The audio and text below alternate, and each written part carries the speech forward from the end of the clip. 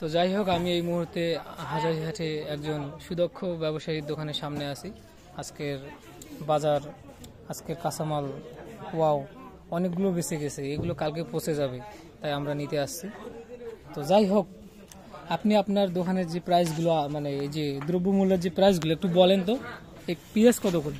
পেঁয়াজ 40 টাকা কেজি, এই যে 30 টাকা কেজি, এটা কি দেখতেছি, 80 টাকা কেজি, এটা 25 টাকা কেজি, সিম 25 20 টাকা কেজি, জি 25 টাকা কেজি, দেশি আলু 20 টাকা কেজি, হ্যাঁ।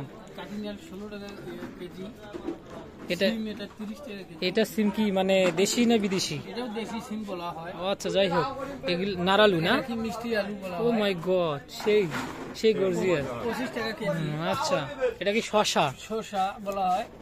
জি, আচ্ছা, 30 টাকা কিলো। 30 টাকা কিলো কেজি। ও মাই গড। গাজর গাজর গাজর, এই যে এই যে এই যে এটা এটাও 30 টাকা কেজি বলা হয়।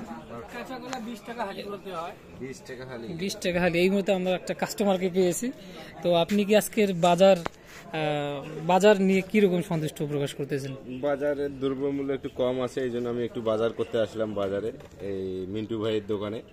জি, দেখি আজকে একটু বাসার জন্য কালকে কি খাবো তার জন্য একটু তরি তরকারি নেই, কাঁচা বাজার ওকে ওকে। এই